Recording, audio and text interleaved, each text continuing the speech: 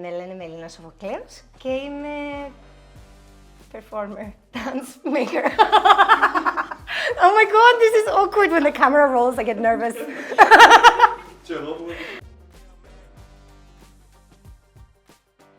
Εντάξει, βασικά εγώ ξεκίνησα χορό επειδή η γκράνη μου, η μαμά της μαμάς μου, ήταν concert pianist και έπαιζε πιάνο για τις σχολές χορού στην Κύπρο που ήταν πάρα πολλές τότε και έπαιρνε με μαζί της, γύρω στα 4 με πήρε μαζί της, στην κυρία Ναδίνα Φλοϊζίδου στη Λεμεσό και που τότε εχορευκά, αλλά εντάξει ήταν purely έτσι after school activity and spending time with granny. Και μετά στα 15 έκανα και μεγάλες παραστάσεις έναν καλοκαίρι και όλο μου το καλοκαίρι ήταν πρόβες με φίλες μου και ξέρεις κοστούμια, σκηνή, όλα τούτα. Είχε πάρα πολύ excitement και κατάλαβα εκείνη τη στιγμή ότι γεμίζει με πάρα πολλά τούτον την εμπειρία, το βίωμα, τον τρόπο να συνυπάρχουμε άλλα άτομα και μου έκανα θέλω να σπουδάσω χορό. Και είμαι πάρα πολλά τυχερή επειδή έχω very supportive parents. Και όταν το είπα της μάμας μου ήταν ok, κάτσε να κάνουμε έρευνα για να δει πώς θα μπορούσα μήπως να πάω. Επειδή εγώ κάμα το πλάνο ήδη που μόνη μου, τάχα ήταν να πάω Λονδίνο secretly, να κάνω ακροάσεις, full Billy Elliot dream ας πούμε. And then I was like, wow, I really don't have any money, how am I gonna do this? And I'm like 16. Και είπα της μάμας μου και επειδή νομίζω είχε δει ότι ήμουν ήδη τόσο motivated να κάνω το πράγμα, βοήθησε με full, έκαμε έρευνα να βρει τα κονσερβατόρια ή τα πανεπιστήμια που θα μπορούσα να πάω και για το χορό στην Αγγλία δεν μπορούσα να πάω μόνο με GCSEs. So έκανα τα GCSE μου και έφυγα στα 17 και σπούδασα χορό στο Λονδίνο και μετά αποφοιτήσα το 17. It's funny. Πήγα να σπουδάσω στο 17 και το 2017 αποφοιτήσα, αλλά ήμουν 20. Και ναι, εσύ που τότε που δουλεύω στον επάγγελμα και με τον τη δουλειά παίρνουμε σε διάφορες χώρες, γνωρίζω το φοιτικό κόσμο, διαφορετικές κουλτούρες, παραπάνω Europe-based. Αλλά ναι, αυτά.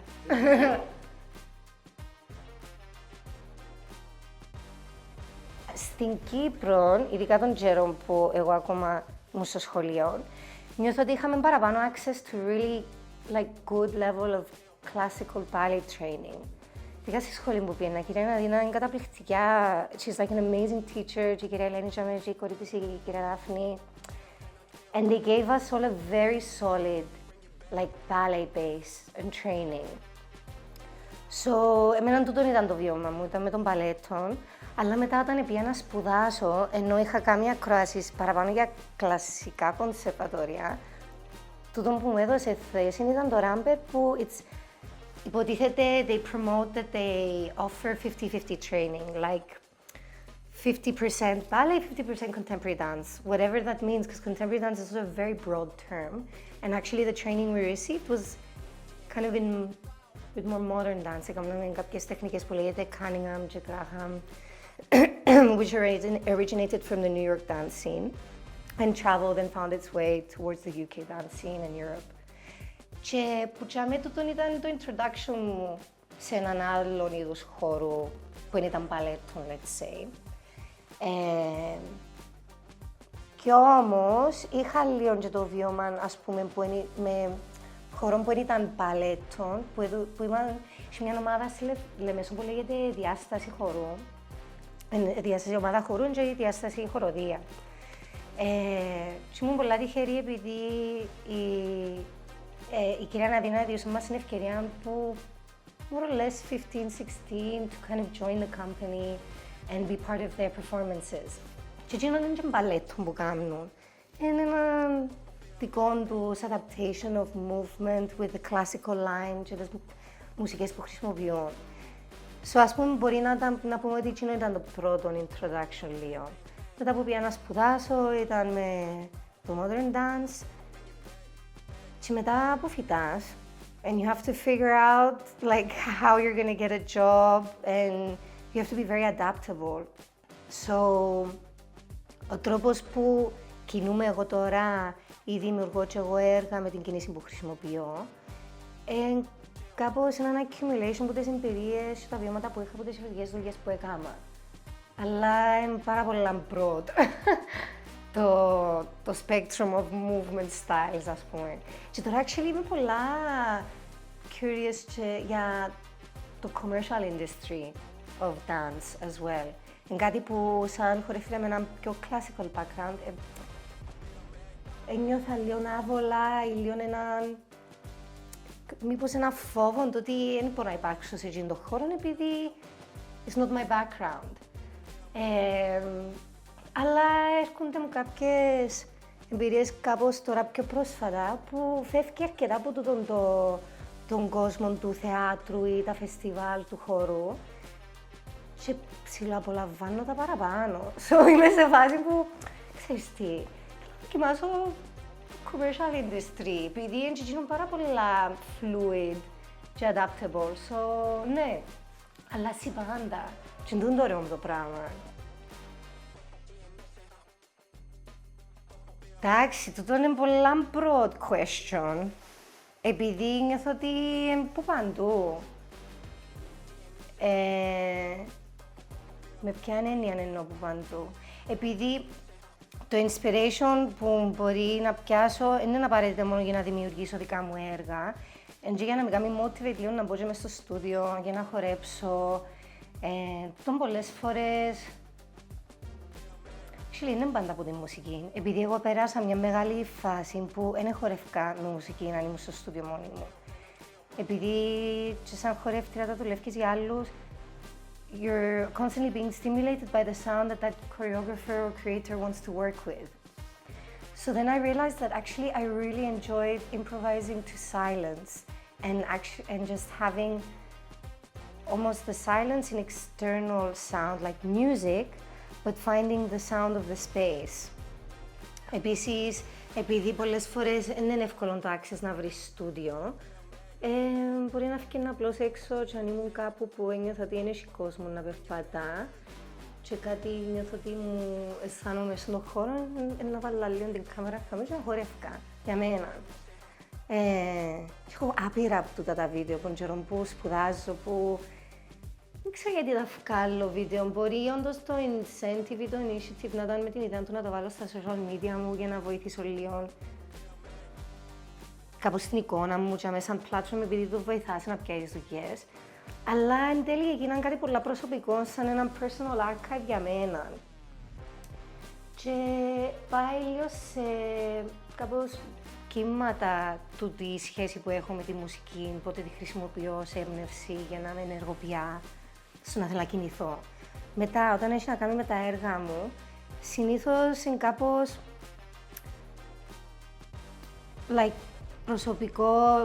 προσωπικό βίωμα στο περιβάλλον μου, που ενεργοποιεί μια ιδέα του να θέλω να δημιουργήσω έναν έργο.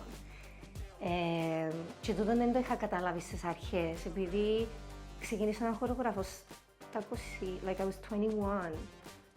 So I didn't really understand what I was really creating, what I was doing, or where my inspiration was coming from. I just knew that this triggered an idea, and I want to use this and see where it's going to grow from. Ας πούμε, το πρώτο μου έργο, I literally named it voicemail, επειδή έχω μια ιδιαίτερη σχέση με το κινητό μου. Και ήταν πάντα on, do not disturb, so όποιος με πιάνε τηλέφωνο πήγαινε στο voice box. Και πήγαινα κάτι τέλεια voice messages προς φίλους μου του στυλ του γιατί να απαντώ στο κινητό σου, άντε με να απαντώ στο κινητό σου ή τούτον. Ή έτυχε μου μια φορά να μου στείλει μια χορογράφος ένα voice recording επειδή προσπάθησε να με πιάσει τηλέφωνο και να απαντήσα. Και ήταν μετά από λίγο, δεν τα έκανα ποτέ delete, so πατούσα πάντα το κουμπί για να τα κρατά στα μηνύματα. And I had this like archive now in my phone of voice messages from people, most of the time also my parents, being like, hi, we're here, or where are you, like that, okay? But this specific one from this choreographer was really special for me because I really, and I still do really admire this person. And they were just, you know, they were reaching out to me to to express their interest to work with me. And that was like, it's like, what? Okay. But it was also really genuine, and I could feel a lot of love in the message and everything. And that became the idea of what I would like as a sound for this piece, and the engine for the feeling it gives me to create the movement.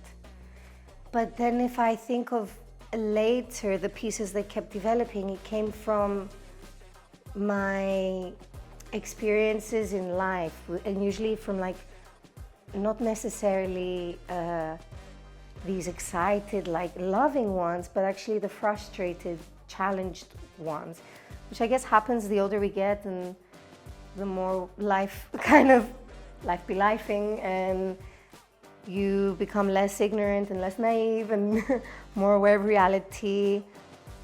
Και ειδικά το τελευταίο μου έργο, να πούμε, το Jesus Love Melting, που ίσως το 24 που το ξεκίνησα, ήταν που πάρα πολύ frustration και θυμών. Πολλά αστείο που να το συζητήσω, αλλά κάνουν το λίλε μηχανικά, δεν χρήσουν το πράγμα. Γιατί είναι ξεβγέννηση το gentrification της Λεμεσού, γιατί το πολλά έντονο πράγμα που βιώνουμε, που αλλάζει τόσο γλυόρα η πόλη που ξέραμε. Και γίνεται κάτι άλλο και νιώθεις λίγο ότι it's pushing you out. So, ναι, and που life experiences νομίζω πλέον που έρχεται η έμπνευση. Ναι. Α, και παρένθεση και από τους συνεργάτες μου, πάρα πολλά. Επειδή με το χορό συνήθως πρέπει να κάνεις μια αίτηση, να πιάσεις funding ή να μπεις μέσα σε έναν φεστιβάλ για να μπορέσεις να δημιουργήσεις έναν έργο, να το βάλεις στη σκηνή. So, συνήθως έρχεται κάπως η ιδέα, ο τίτλος, και μετά βάλεις κάποια ονόματα που θα ελπίζεις να δουλέψεις μαζί τους. Αλλά πολλές φορές τα άτομα που να συνεργαστούν μαζί τους έρχονται και μετά που να πιάσω το OK. Και εμένα μου αρέσει πάρα πολλά το creation να είναι ένα collaboration. Και πολλές φορές όλα μου τα έργα, ο τρόπος που δημιουργηθήκαν και they were shaped and created came from very much collaborating very closely with the artists that I've chosen to work with. So for me, it's also always been a challenge to accept, to understand how much I say is mine or not, because a lot of the inspiration during the creation comes from these other artists that I'm sharing the space with.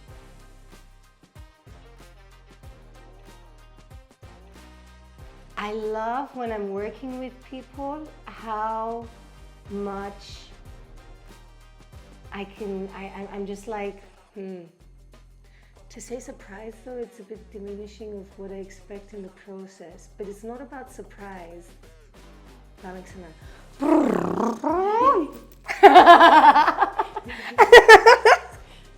Ωραία, οκ. 3 πράγματα που μου αρέσουν με τις συνεργασίες. Απολαμβάνω τις στιγμές, ειδικά επειδή δουλεύω πάρα πολλά με τον αυτοσχεδιασμό. Η αλήθεια είναι ότι όταν να δουλέψω με κάποιον και χτίζουμε σκηνές ή το έργο και αυτοσχεδιάζουμε μαζί, δεν είναι ότι καταλάβω ακριβώς τι συμβαίνει. Συνήθως χρησιμοποιώ και το βίντεο για να έχουμε ένα point of reference μετά. Αλλά και που λατρεύω είναι το exchange, που να το συζητήσουμε, να κάνουμε reflect. Αρέσει πάρα πολλά το πράγμα. Αρέσει πολλά να μιλώ με κόσμο, as you can see. Ειδικά με άτομα που νιώθω άνετα, επειδή για μένα είναι πάρα πολύ σημαντικό το feeling comfortable in the space together. Έναν άλλο στοιχείο που μου αρέσει πάρα πολλά είναι το να θωρώ πόσο I've been quite lucky and I've experienced people that I've worked with also becoming really invested in my projects and really feeling their sense of joy as well when a performance has happened and at the end, like, I think I feel really grateful for the energy that they gave and that they also emotionally invested that much to feel so much joy when something has been completed. Και πάλι τούτο είναι νιώσα το παραπάνω με το έργο του Don't You Just Love Melting, είναι μεγάλο point of reference για μένα, επειδή νιώθω που όλα μου τα έργα που έκανα μέχρι τώρα ήταν το πιο, πώς να το πω, πήρα όλες τις εμπειρίες που είχα πριν, που τα 21 μου που έφτιαχνα έργα, ως που έφτασα στο 27 και μου βάσαν, ξέρω πώς θέλω να δουλέψω με κόσμο. Και καταλάβω επίσης τις στιγμές που πρέπει να παίρνω εγώ full ευθύνη για τα συναισθήματα μου ή όταν αγχώνομαι και να τα κρατώ και όχι απαραίτητα να τα δω μες στον χώρο και αν έχει ο συνεργάτης μου να αφήνω σε λίγο τον χώρο να μπορέσει να τα εκφράσει τα πράγματα. Ήταν για μένα το πιο σημαντικό ήταν να είναι καλή συνεργασία και δεν ήταν για το product. Και ας πούμε, το έργο συγκεκριμένα ήταν στην πλατφόρμα το 24 και είχε βραβευτεί, επειδή ήμουν στην κατηγορία με τους νέους χορογράφους ακόμα. Και για μένα το πιο μαγικό πράγμα ήταν το πόσο χαρούμενοι ήταν οι συνεργάτες μου. Επειδή εγώ ήμουν απλώς σε σοκ, ήμουν σαν «οκ, έγινε το πράγμα τώρα». Αλλά και ήταν όλοι μες στην τρελή χαρά και κλαίαν και ήμουν σαν «wow, this is amazing». Επειδή, ναι, πανέμορφες οι συνεργασίες με ανθρώπους που συνδέεστε και με το θέμα, επειδή κάτι που βιώνουν όλοι και μες στη Λεμεσό. Κάτι άλλο είπες, τα αρνητικά, είπα μόνο ένα στοιχείο με το όλο το μπλα μπλα. Ναι. Ωραία, δεν θα πω αρνητικά, αλλά τι είναι τα challenges με τις συνεργασίες. Ανάφερα το πριν, αλλά εννοείται κάποια μεγάλα challenges όταν δημιουργάς εσύ έργο. Εν το να χειριστείς τούτα τα δύσκολα τα συναισθήματα, όταν γίνεσαι overwhelmed ή μπορεί να έχεις μια ιδέα που θέλεις πάρα πολλά να την κάνεις, αλλά δεν ευκαιρνεί. Είναι η δουλειά που χρειάζεται να έχεις εσύ προσωπικά, να μπορείς να χειριστείς τούτες τις δύσκολες στιγμές. Τούτα για μένα είναι challenges σε συνεργασίες και επίσης το στοιχείο του ταυτόχρονα και οι συνεργάτες σου, ας πούμε. Στην όλοι ανθρώποι, we all have our off days as well. Και η αυτοπεποίθηση είναι ένα αρκετά δύσκολο στοιχείο σαν καλλιτέχνες να την κρατούμε για τον εαυτό μας και να τα αφήνουμε λίγο σαν πυρήνα για να μας κρατεί ενεργοποιημένοι μέσα σε ένα process. Ναι, τούτο είναι νιώθω ένα στοιχείο που δεν θα σταματήσει ποτέ να είναι challenging. And that's just part of the process. Άλλο challenge. Ναι. Και το funny thing is actually, ενώ είναι challenge, at the end of the day, τι είναι απαραίτητα το challenge που σου δείχνει, ότι πρέπει να έχεις εμπιστοσύνη στο process και στα άτομα που επέλεξες να δουλέψετε μαζί. Και εν τέλει, συνήθως είναι στις στιγμές που μπορεί να νιώθω τη δυσκολία. Μπορεί να μου πάρει λίγες ώρες, λίγες μέρες να το βιώνω το πράγμα, το έντονο μέσα μου, η μόνη μου. Αλλά μετά να θυμάμαι ότι, OK, trust that person and wherever it goes, so also trust the process. And that's when it starts to feel nice again. So, yeah. Trust your collaborators.